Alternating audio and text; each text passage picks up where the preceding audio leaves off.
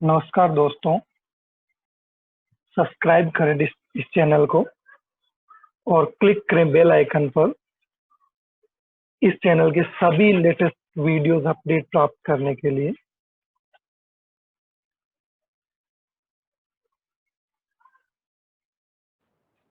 तो आज का हमारा टॉपिक है ऑपरेशन इम्प्लीमेंटेशन। जो ऑपरेशंस हमने पिछले लेक्चर में स्टडी किए थे, एक्चुअली उन ऑपरेशंस को इम्प्लीमेंट कैसे किया जाता है, उनका इम्प्लीमेंटेशन किस प्रकार से होता है, मेनली डीबीएमएस के अंदर एक्सेस करने के लिए या डेटा रिट्रीव करने के लिए, तो उसके बारे में हम डिस्कस करने वाले हैं। तो सबसे पहले हमारा फर्स्ट ऑपरेशन सेलेक्ट ऑपरेशन, जिसको हम सिग्मा से रिप्रेजेंट करते हैं।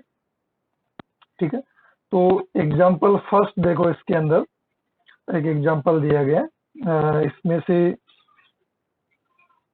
एक टॉपिक, कोई भी आप टॉपिक, जस्ट ये सिंटेक्स है, आपको कोई भी टॉपिक सर्च करना है, then topic name equal to जो भी है डेटाबेस।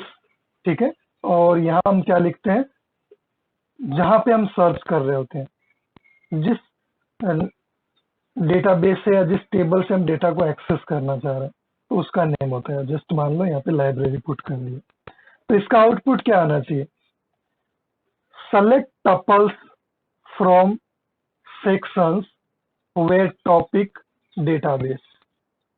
यानी लाइब्रेरी से, लाइब्रेरी नाम की जो टेबल पड़ी है या जो भी फाइल पड़ी है, उस टेबल से उन सभी रो को सेलेक्ट करना है जिसके अंदर जो टॉपिक नाम का आपका टेबल का जो कॉलम है, उसके अंदर ज्यादा डेटाबेस है। जैसे मान लो लाइब्रेरी की टेबल कैसे हो सकती है, मान लो हम एक एग्जांपल के लिए मैं यहाँ पे टेबल बना लेता हूँ, है ना। जस्ट एक लाइब्रेरी टेबल हम यहाँ पे ड्रॉ कर लेते हैं। ठीक है, ये मान लो एक टेबल है और इसके अंदर लाइब्रेरी की इंफॉर्मेशन, और लाइब्रेरी की इंफॉर्मेशन में जस्ट हम मान लेते हैं कि यहाँ पे तो आपके सीक्वेंस नंबर है बुक्स के। ठीक है, और यहाँ पे मान लो आपके बुक का जो नेम है वो है, जैसे मान लो मैं नाम दे दे टॉपिक, यानी बुक का जो टाइटल होगा, बुक किसकी है, डीबीएमएस की है या सी लैंग्वेज की है या फिर किस चीज की बुक है। ठीक है, वो टॉपिक यहाँ आ जाएगा, और उसके बाद मान लो यहाँ पे ऑथर आ जाएगा। ठीक है, ऑथर। ठीक है, यहाँ ऑथर आ गया। मान लो ये एक टेबल है और इसके अंदर 3 कॉलम्स हैं, और ये इसकी टपल्स हैं जिसके अंदर बहुत सारी बुक्स के डिटेल जो है वो रखे हुए हैं। ठीक है, हमने क्या यहाँ पे कंडीशन दी है सेलेक्ट ऑपरेशन के साथ, देखो टॉपिक, टॉपिक क्या है यहाँ पे, उस एट्रीब्यूट का नाम है जो एट्रीब्यूट हम कंपैरिजन के लिए ले रहे हैं। ठीक है, इसमें से टॉपिक कॉलम के अंदर, यानी यहाँ ये सब जगह कंपेयर किया जाएगा, इन सभी को कंपेयर किया जाएगा, जहां जहां डेटाबेस लिखा हुआ होगा उन सभी बुक्स की डिटेल यहाँ पे डिस्प्ले की जाएगी। मान लो यहाँ पे एक जगह डेटाबेस लिखा हुआ है, ठीक है, तो ये वाली रो जो है वो डिस्प्ले कर दी जाएगी। ठीक है, केवल इस रो को यहाँ पे डिस्प्ले किया जाएगा। एग्जाम्पल सेकंड देखो, क्या क्वेरी क्या लिखी हुई है यहाँ पे, topic equal to database and author equal to S Gupta. अब यहाँ पे कंडीशन बढ़ा दी कि हमें डेटाबेस की सारी बुक्स नहीं चाहिए, है ना, हमें तो स्पेसिफिक उन बुक्स की डिटेल चाहिए जो डेटाबेस की बुक्स है, और उसका ऑथर जो है वो एस गुप्ता है, यानी एस गुप्ता ने जो डेटाबेस की बुक राइट की है उस बुक की इंफॉर्मेशन हमें चाहिए। तो यहाँ पे 2 कंडीशन दे दी। ठीक है, अब दोनों में यहाँ पे चेक होगा कंडीशन, कंडीशन यहाँ टॉपिक पे भी चेक होगी और कंडीशन यहाँ पे ऑथर पे भी चेक होगी। तो सबसे पहले ये चेक किया जाएगा डेटाबेस का है, मान लो यहाँ पे दोनों जगह डेटाबेस है, कॉलम सेकंड और कॉलम थर्ड में डेटाबेस है, ठीक है, टॉपिक जो है वो डेटाबेस है। और यहाँ पे मान लो आपका एस गुप्ता है और यहाँ पे आपका कोर्थ है। कोर्थ भी आपकी फेमस डेटाबेस की बुक है, ठीक है। तो दोनों में से कौन सी रो सेलेक्ट की जाएगी? ऑब्वियसली ये वाली रो सेलेक्ट की जाएगी, क्योंकि हमने कंडीशन क्या लगा रखी है कि टॉपिक का नाम तो डेटाबेस होना चाहिए। ओके, टॉपिक का नाम डेटाबेस है, दोनों जगह पे रो फर्स्ट में भी है और रो सेकंड में भी है, सॉरी सेकंड में भी है और थर्ड में भी है, दोनों में। बट आगे दूसरी वाली कंडीशन क्या कह रही है? ऑथर नेम जो एस गुप्ता होना चाहिए। तो यहाँ पे ऑथर नेम कोर्थ आ गया, इसलिए इसको तो हम क्या कर देंगे, इसको हम हटा देंगे। और यहाँ पे जो आपका राइटर नेम है, जो ऑथर नेम है, वो एस गुप्ता है, इसलिए इसको सेलेक्ट कर लिया जाएगा। तो यहाँ पे थर्ड रो जो है वो डिस्प्ले होगी, ठीक है। तो यहाँ पे दो कंडीशन हमने दे दिए। देखो आउटपुट क्या कह रहा है, select tuples from sections where topic is database and author is, ये मिसमैच हो गया, यहाँ पे ऑथर इज एस गुप्ता होगा, ठीक है। ऑथर इज एस गुप्ता,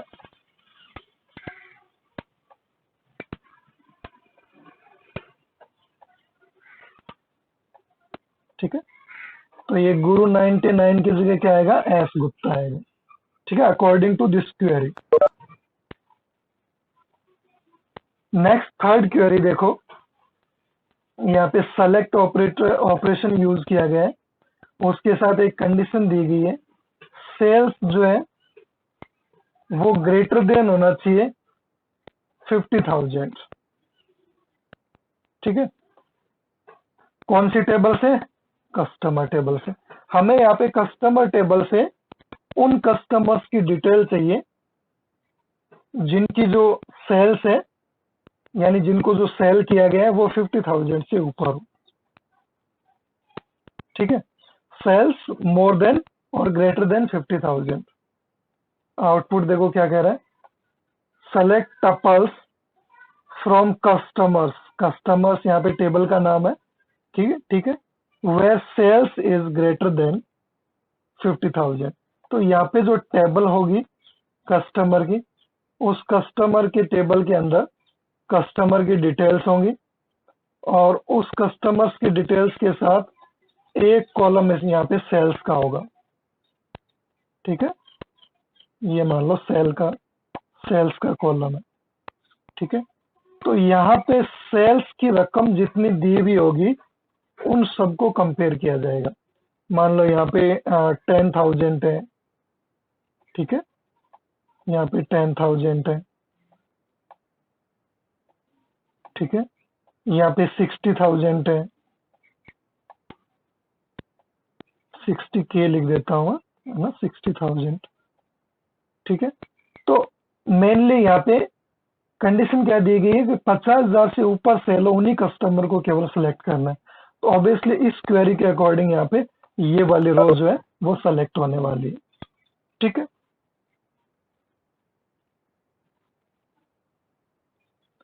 अब हम बात करते हैं नेक्स्ट ऑपरेशन की, जो कि हमारा ऑपरेशन है प्रोजेक्शन। देखो पिछले में हमने क्या किया, सेलेक्ट के अंदर हमने पूरी की पूरी रो सेलेक्ट की है, यहाँ पे हमने कॉलम्स को सेलेक्ट नहीं किया है, ठीक है। अगर जहां जहां जैसे फर्स्ट क्वेरी की हम बात करें, जहां जहां टॉपिक डेटाबेस मैच हो गया तो वहां पे उस बुक से रिलेटेड जितनी भी टेबल के अंदर इंफॉर्मेशन होगी पूरी की पूरी वहां पे डिस्प्ले होगी, है ना। वहां पे हमने कुछ ऐसा नहीं किया जिससे कि केवल बुक का नेम और ऑथर का नेम डिस्प्ले हो, या केवल बुक का नेम और बुक की प्राइस ही डिस्प्ले हो, है ना। वहां पे पूरी की पूरी डिटेल डिस्प्ले होने वाली है जितनी टेबल के अंदर स्टोर की गई है। जैसे बुक का नेम है, बुक का आपका टाइटल है, ऑथर नेम है, प्राइस है, पब्लिकेशन ईयर है, पब्लिकेशन हाउस है, कहाँ से पब्लिश हुई हुई है। तो ये सब अगर आपने टेबल में डाल रखा है तो पूरी की पूरी रो आपकी डिस्प्ले होगी वहां पे। बट प्रोजेक्शन में ऐसा नहीं है। प्रोजेक्शन में आपकी इच्छा है, आप कितना डिस्प्ले करवाना चाहते हो, तो ये ऑपरेशन मेनली उसके लिए काम आता है। जैसे यहाँ पे मेनली टेबल ली गई है, देखो कस्टमर आईडी, कस्टमर नेम और स्टेटस, 3 कॉलम है यहाँ पे। ठीक है, कस्टमर नेम है गूगल, अमेजोन, एप्पल और अलीबाबा, ये तीनों कंपनीज है मान लो। और स्टेटस यहाँ पे दिया गया, देखो गूगल का एक्टिव, अमेजोन का एक्टिव, एप्पल का इनएक्टिव और अलीबाबा का एक्टिव। ये एक टेबल है। चलो इसके ऊपर हम एक क्वेरी जो है वो एग्जीक्यूट करते हैं। Here the projection of customer name and status will given, यानी हम कस्टमर आईडी डिस्प्ले नहीं करना चाहते। We don't want to display customer ID, only we need to display customer name and its status, है ना, कि एक्टिव है या नहीं है। ठीक है, सिंपली हमें 2 ही चीजें चाहिए। तो देखो प्रोजेक्शन हम पाई से रिप्रेजेंट करते हैं। ठीक है, तो पाई के साथ हमने यहाँ पे क्या राइट किया, जो जो कॉलम आपको डिस्प्ले करवाने उन कॉलम के नेम लिख दो आप तो। ठीक है, कस्टमर नेम, स्टेटस, ये 2 चीज चाहिए कौन से टेबल से, कस्टमर टेबल से। तो सिंपली देखो यहाँ पे दोनों चीजें प्रिंट हो गई है, कस्टमर नेम और उनका स्टेटस। यहाँ पे हमने कंडीशन नहीं लगाई, यहाँ पे हमने कॉलम्स, केवल हमारे पास कॉलम्स को यहाँ पे डिस्प्ले करने की फैसिलिटी है। अगर किसी टेबल में 10 कॉलम्स है तो उसमें से आप 5 भी करवा सकते हो, 2 भी करवा सकते हो, 1 भी करवा सकते हो, 8 भी करवा सकते हो, जितने कॉलम आप डिस्प्ले करवाना चाहो। हाँ? तो वहां पे हमने मान लो रो को फिल्टर किया सिलेक्शन के अंदर, मान लो 100 रो है, उसमें से डीबीएमएस 10 रोज में थी तो 10 रोज वहां पे डिस्प्ले हुई, तो हमने रो को फिल्टर किया। यहाँ पे हमने कॉलम को फिल्टर किया, है ना, 3 कॉलम थे उसमें से हमने 2 प्रिंट करवा ली, चाहे तो 1 भी करवा सकते हैं।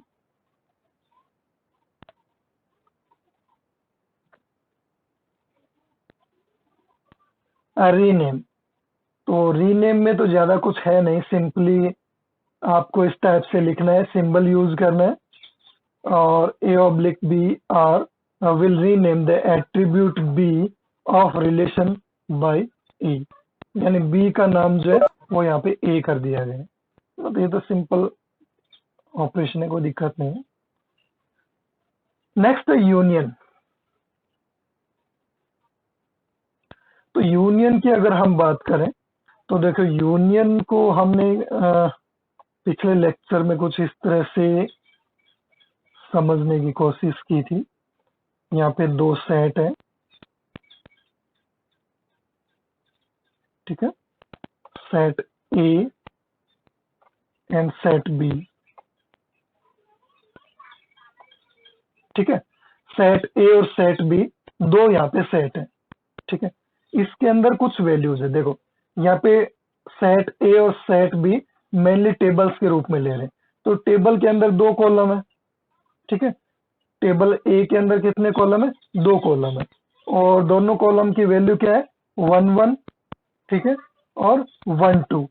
ठीक है, तो यहाँ पे देखो ये जो वैल्यू है 1 1, ये इसके अंदर भी सेम है और इसके अंदर भी सेम है। ठीक है, तो ये वैल्यू आ गई 1 1। ठीक है, यहाँ पे वैल्यू क्या है, 1 2, ए के अंदर है 1 2, और बी के अंदर क्या है, 1 3 1 3। ठीक है, तो इनका हमें क्या करना है, इनका हमें यूनियन करना है। ठीक है, तो सबसे पहले देखो कॉमन जो है वो एक बार आएगा। ठीक है, तो सबसे पहले कॉमन वाले को हमने ले लिया, डुप्लीकेसी हमें नहीं लेनी है, कॉमन दोनों में है बट हमें एक ही बार लेना है, इसीलिए मैंने इसके अंदर एक ही बार राइट किया वेन डायग्राम के अंदर। ठीक है, इसको ले लिया, इसका काम फिनिश। अब इसको ले लो 1 2, अब इसको ले लो 1 3। ठीक है, सिंपल सा फंडा है, common attribute first, then remaining attribute of A and then remaining attribute of set B। तो सबसे पहले दोनों टेबल के जो कॉमन एट्रीब्यूट है उसको हम राइट कर देंगे, ठीक है। देन ए के अंदर बची हुई एट्रीब्यूट और बी के अंदर बची हुई एट्रीब्यूट उसके बाद, ठीक है। यहाँ तो दो दो एट्रीब्यूट है, ठीक है। तो सिंपल सा फंडा है, हमें मान लो ज्यादा भी हो तो कोई दिक्कत नहीं है। मान लो यहाँ पे एक और ले लेता हूं मैं, यहाँ पे 1 4 हो और यहाँ पे 1 5 हो तो भी कोई फर्क नहीं पड़ेगा। यहाँ पे मान लो 1 4 मैंने ऐड कर दिया, यहाँ पे मैंने 1 5 ऐड कर दिया, ठीक है। तो यहाँ हम क्या करेंगे, आगे दो रो और ऐड कर देंगे, ठीक है। 1 2 और यहाँ पे मैं ले लेता हूँ 1 4 फिर 1 3,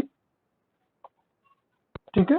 और उसके बाद आपका नेक्स्ट आ जाएगा 1 5,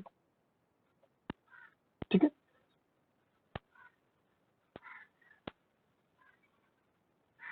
नेक्स्ट आता है आपका डिफरेंस। देखो डिफरेंस के अंदर हमने क्या स्टडी किया था कि दो हमारे पास सेट रहेंगे, मैं दो सेट बना लेता हूं, ठीक है।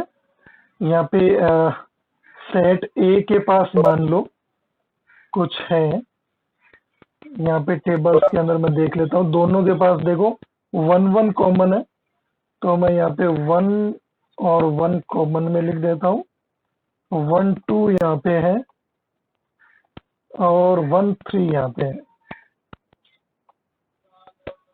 ठीक है। अब अगर आप माइनस करते हो, अगर a माइनस बी करते हो, तो कल हमने देखो क्या पढ़ा था पिछले लेक्चर के अंदर, पिछले लेक्चर में हमने पढ़ा था कि a माइनस बी आप जब भी करते हो तो आपको ये देखना है कि ऐसी कौन सी वैल्यूज है जो एक्चुअली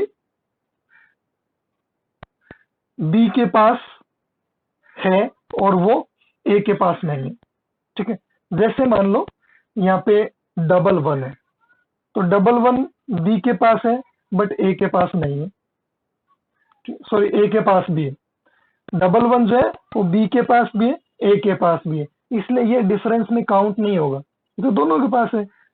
बट डिफरेंस कब होता है कि मेरे पास ये चीज हो और आपके पास नहीं हो, तब डिफरेंस होता है।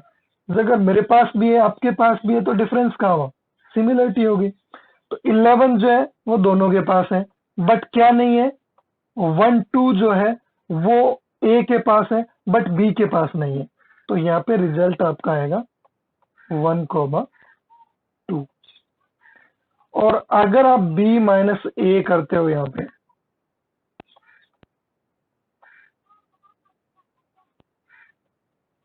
तो सिंपल सा ये देखना है कि वो चीज जो बी के पास है बट ए के पास नहीं है, तो बी के पास कौन है, 1 और 3 है, जो कि ए के पास नहीं है। ए के पास क्या है, 1 1 है और 1 2 है, बट 1 3 नहीं है, इसलिए इसका रिजल्ट आ जाएगा 1 3, ठीक है। तो यहाँ पे हमने टेबल के अंदर a माइनस बी निकाला, तो a माइनस बी का हमारा 1 और 2 आएगा, और अगर b माइनस ए निकालते तो हमारी वैल्यू आती 1 और 3।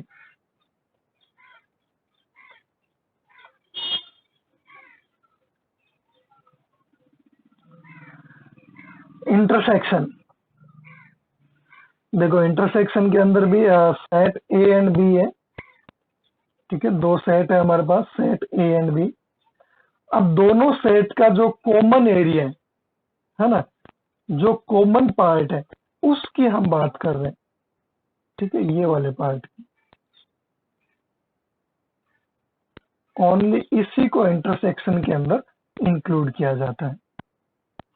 तो अगर इसके अंदर हम वैल्यूज पुट करें तो हमारी वैल्यूज क्या आएंगी, देखो इस कॉमन पार्ट के अंदर हमारी वैल्यू आने वाली है कॉलम 1 की 1 और कॉलम 2 की भी 1, और 1 2 यहाँ आने वाला है, 1,2 यहाँ आने वाला है, और 1,3 यहाँ आने वाला है ना। सभी एग्जांपल में सेम ही टेबल ली हुई है। तो मेनली कॉमन पार्ट क्या है, 1 1 है, तो यहाँ पे ऑब्वियसली इंटरसेक्शन हमारा क्या आ जाएगा, 1 1 आ जाएगा। ठीक है,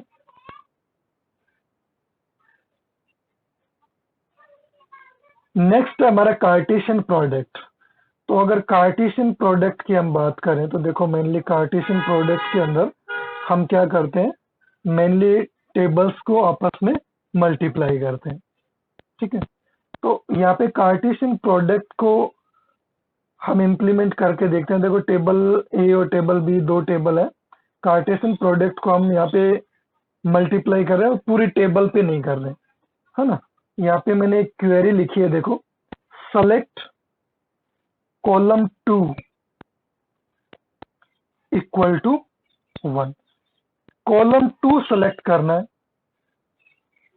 जिसमें कि वैल्यू 1 हो। कहाँ कॉलम 2 के अंदर वैल्यू 1 है भाई, a मल्टीप्लाई बी। अब देखो, सबसे पहले मैं a मल्टीप्लाई बी यहाँ कैलकुलेट कर लेता हूँ, उसके बाद हम इस क्वेरी को इम्प्लीमेंट करेंगे तो हमें ज्यादा अंडरस्टैंडिंग मिलेगी। देखो, ये एक टेबल है, ठीक है, जिसके अंदर column first and column second है ना, C1 और C2, ये दोनों कॉलम्स हो गए। कार्टेशियन प्रोडक्ट करते हैं। सबसे पहले इस रो को मल्टीप्लाई करना है हमें, किससे, इससे। क्या आएगा, 1 1।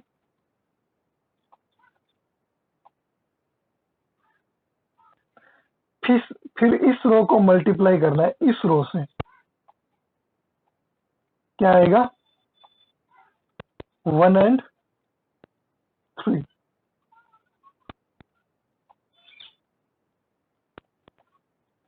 ठीक है, देन हमें इस रो को मल्टीप्लाई करना है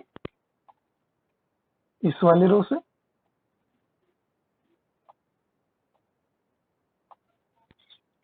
वन टू, देन इस रो को मल्टीप्लाई करना है हमें इस वाली रो से। ठीक है, तो सिंपली यहाँ पे क्या आ जाएगा,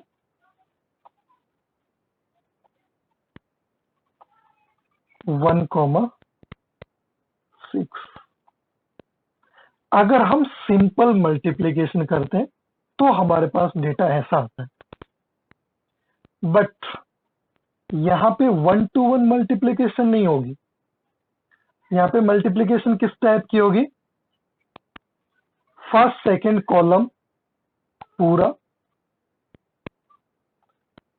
मल्टीप्लाई होगा किससे, फर्स्ट सेकंड कॉलम से। जैसा कि मैंने आपको कार्टेशियन प्रोडक्ट के टाइम बताया था कि ऐसा होता है 1 1, जब 1 1 से कार्टेशियन प्रोडक्ट करता है तो यहाँ पे 2 कपल्स बनेंगे, 1 का 1 से, ठीक है, और फिर इस 1 का इस 1 से। ठीक है, इसी प्रकार इसका 1 1 और इसका 1 1। ठीक है, तो टोटल इन दो से ये कॉम्बिनेशन हमारे पास जनरेट होंगे। ठीक है, तो यहाँ पे कंडीशन क्या दी गई है, देखो, सेलेक्ट कॉलम 2। कॉलम 2 के अकॉर्डिंग हमें कंपेयर करना है।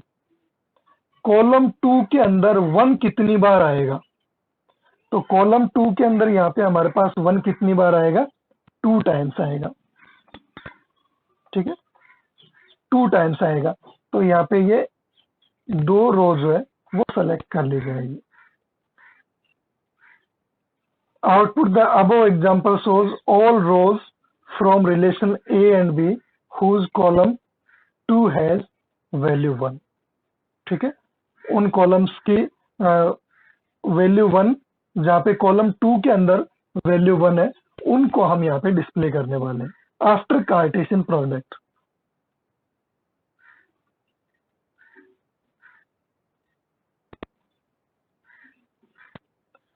नेक्स्ट हमारे पास आएगा ज्वाइन।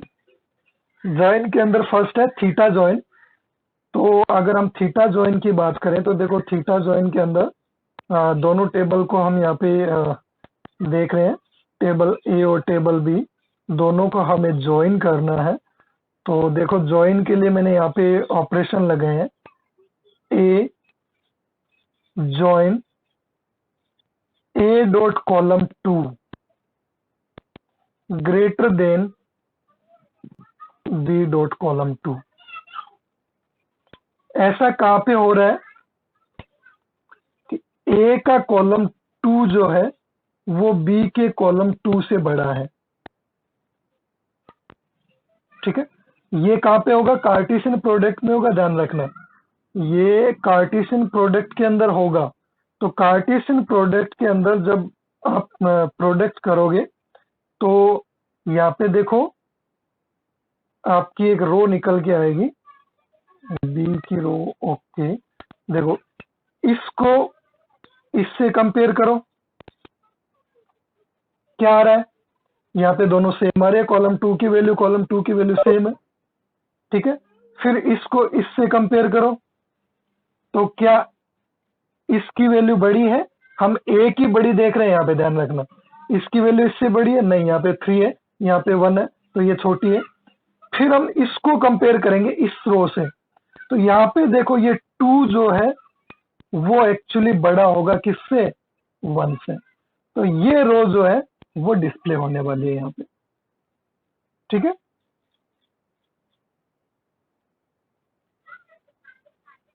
इसी प्रकार हम बात करते हैं इक्वी जॉइन की। इक्वी जॉइन के अंदर देखो कंडीशन क्या है, कॉलम जो ए टेबल का कॉलम 2 है वो बराबर होना चाहिए बी के 2 से। तो ऑब्वियसली ये तो फर्स्ट मैच में ही बराबर हो जाएगा। वैसे इक्वी जॉइन के अंदर हम इक्विवेलेंट ही फाइंड करते हैं, तो यहाँ पे फर्स्ट रो ही आपको आउटपुट दे देगी। ठीक है, उसके बाद अपने अगर बात करें तो नेक्स्ट आता है हमारे पास नेचुरल जॉइन। देखो नेचुरल जॉइन के अंदर यहाँ पे 2 टेबल ली गई है, सी और डी। और सी और डी के अंदर वैल्यूज कुछ ली गई है, नंबर और उनके स्क्वायर। 2 का स्क्वायर 4, 3 का स्क्वायर 9, यहाँ पे 2 का क्यूब 8 और 3 का क्यूब 27 है ना, ये हम सब जानते हैं। तो नेचुरल जॉइन इसके अंदर परफॉर्म किया गया है। तो नेचुरल जॉइन के अंदर हम क्या करते हैं, मेनली जो डुप्लीकेट है उसको हटा देते हैं, है ना। नेचुरल जॉइन हम इसीलिए यूज करते हैं कि डुप्लीकेट कॉलम्स को हम रिमूव कर दें और उसको एक टेबल के अंदर अरेंज कर दें। जॉइन का मतलब जुड़ना होता है। तो दोनों टेबल को हम यहाँ पे एक जगह पे ऐड कर रहे हैं, एक जगह पे ज्वाइन कर रहे हैं।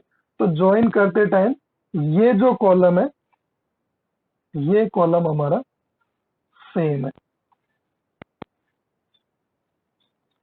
इसको हम एक जगह पुट करेंगे, है ना। सेम यूनियन की तरह ले सकते हो आप इसको। ठीक है, इसको आप सेम यूनियन की तरह ले सकते हो, सी यूनियन डी आप लिख सकते हो, बिकॉज ऑफ सबसे पहले जो कॉमन है उसको यहाँ पे पुट करो, देन सी का बचा हुआ पार्ट और फिर देन डी का बचा हुआ पार्ट। ठीक है, तो सिंपल है। लेफ्ट आउटर ज्वाइन, है ना।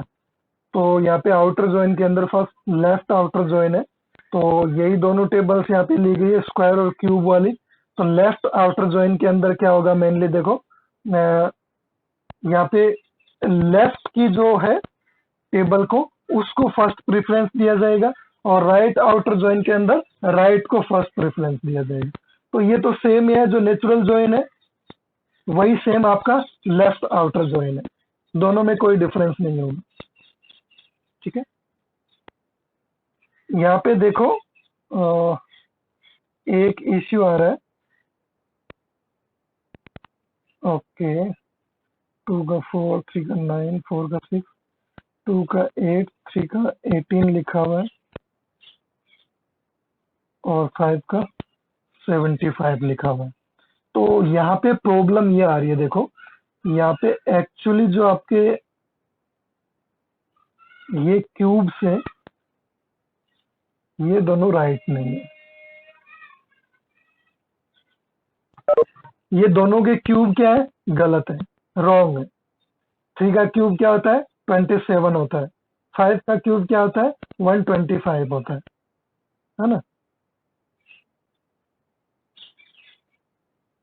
तो इसलिए यहाँ पे देखो मेनली क्या किया गया है, अकॉर्डिंग टू लेफ्ट, लेफ्ट की वैल्यू के अकॉर्डिंग वैल्यू पुट कर दी गई है।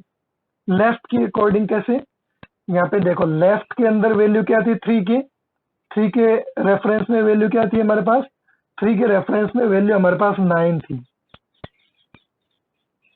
ठीक है। तो यहाँ पे 9 को प्रेफरेंस दिया गया। बट यहाँ पे खाली क्यों है, खाली इसलिए क्योंकि यहाँ पे आपके 4 के रेफरेंस में जो है वो 16 है, बट यहाँ पे वैल्यू हमारे पास क्या है, 5 है। 5 के रेफरेंस में लेफ्ट के पास, लेफ्ट टेबल के पास कोई वैल्यू नहीं है, ठीक है। तो इसलिए यहाँ पे ब्लैंक छोड़ा गया है। नेक्स्ट अगर हम बात करें तो देखो हमारा था राइट आउटर जॉइन। तो राइट आउटर जॉइन की अगर हम बात करें तो इसमें हम राइट टेबल को प्रेफरेंस देंगे, तो इसलिए इसके अंदर हम पहले इस कॉलम के अकॉर्डिंग चलेंगे। देखो उसके अंदर मेनली क्या हुआ था, लेफ्ट जॉइन था, इसलिए मेनली हमने कॉलम कौन सा लिया था, सबसे पहले लेफ्ट टेबल का ये वाला कॉलम लिया था। अब इस वाले कॉलम में वैल्यू क्या है, 2 है, 3 है और 4 है। तो टेबल 2, 3 और 4 के अकॉर्डिंग ही बनेगी। तो ये डेटा ऑब्वियसली इसके अंदर आ ही नहीं पाएगा, इसलिए ये ब्लैंक रहने वाला है, ठीक है। डेटा हमने ये वाला लिया, उसके बाद इसके रेफरेंस में हमने ये वाला डेटा पुट किया स्क्वायर्स का। जब हमने क्यूब का पुट किया तो क्यूब 2 का हमें सही मिला, 3 का हमें सही नहीं मिला, तो हमने इसी को रिपीट कर दिया। और 5 तो एक्चुअली इसके अंदर टेबल के अंदर है ही नहीं, ठीक है। अब इसको राइट को देखो, राइट को हम समझते हैं। तो राइट के अंदर अगर हम देखेंगे तो हम राइट टेबल के डेटा को सबसे पहले यहाँ पे पुट करेंगे, इस वाले डेटा को यहाँ पे पुट कर रहे हैं, देखो 2, 3 एंड 5, ठीक है। अब यहाँ पे वैल्यूज कुछ भी हो, उन वैल्यूज को हम एज इट इज यहाँ पे डिफाइन करने वाले हैं। क्योंकि राइट है तो राइट में तो हमें कैलकुलेशन चेक करनी नहीं है, राइट तो उसके अकॉर्डिंग आएगा ही आएगा, ठीक है। राइट टेबल हमने पूरी की पूरी पुट कर दी। अब इस टेबल के अकॉर्डिंग हमने इसके डेटा यहाँ पे पुट करने। तो सबसे पहले हमारे पास 2 है, तो 2 के रेफरेंस में देखो क्या डेटा है, 2 के रेफरेंस में स्क्वायर 4 है, ओके, ठीक है। फिर 3 के रेफरेंस में हमारे पास स्क्वायर क्या है, यहाँ पे 3 है, तो 3 के रेफरेंस में स्क्वायर हमारे पास 9 है, ओके, तो 9 यहाँ पे पुट कर दिया जाएगा। फिर 5 के रेफरेंस में देखो, 5 के रेफरेंस में तो स्क्वायर है ही नहीं हमारे पास, है ही नहीं, तो यहाँ पे क्या किया जाएगा, ब्लैंक छोड़ दिया जाएगा, ठीक है। तो ये ध्यान रखना है आपने, जब लेफ्ट ज्वाइन होता है, लेफ्ट आउटर ज्वाइन होता है, तो लेफ्ट टेबल के डेटा तो एज इट इज कॉपी होंगे, उसके बाद राइट की जो डेटा है वो लेफ्ट के अकॉर्डिंग जो भी सही सही डेटा होगा उसको पुट कर दिया जाएगा। और अगर राइट जो है आउटर ज्वाइन हम कर रहे होते हैं तो पहले राइट टेबल के डेटा जो है वो एज इट इज पुट कर दिए जाएंगे, उसके बाद उसके अकॉर्डिंग जो लेफ्ट टेबल के अंदर डेटा कोरिलेट कर रहे हैं उनको हम टेबल के अंदर पुट करने वाले। लास्ट आपका बच गया फुल आउटर ज्वाइन। इसके अंदर हम कंप्लीट ज्वाइन करेंगे, इसके अंदर किसी को हम छोड़ने वाले नहीं। देखो फुल आउटर ज्वाइन के अंदर क्या होगा, सभी को लिया जाएगा, यहाँ से 2, 3, 4 है, सबसे पहले हमने 2, 3, 4 को पुट किया, ठीक है। 2, 3, 4 के बाद यहाँ पे देखो 2 है, 2 हमारे पास आ चुका है, 3 है, 3 हमारे पास आ चुका है, 5 हमारे पास नहीं है, तो हम यहाँ पे 5 को भी पुट कर देंगे। ठीक है, अब दोनों टेबल से हम देख लेंगे। मेनली टेबल फर्स्ट से 2 के रेफरेंस में 4 है, 3 के रेफरेंस में 2 के रेफरेंस में 8 है, तो ये 4 और ये 8, और यहाँ पे 3 के रेफरेंस में 9 है और 18 है, तो 3 के रेफरेंस में 9 और 18 आ गया।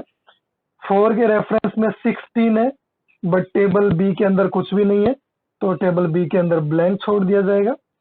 और 5 के रेफरेंस में टेबल ए के अंदर कुछ नहीं है, तो ये ब्लैंक, और बी के अंदर 75 है, 75 आ जाएगा। ठीक है, तो ये मेनली हमारे रिलेशनल अलजेब्रा के ऑपरेशंस थे। आपका कोई क्वेश्चन है तो आप लोग पूछ सकते हो। हेलो दोस्तों, चैनल को सब्सक्राइब करना ना भूलें, वीडियो को लाइक करें, शेयर करें और बने रहें आपके अपने चैनल पॉसिबल नॉलेज के साथ इसी तरह के लेटेस्ट वीडियोस पाने के लिए। धन्यवाद।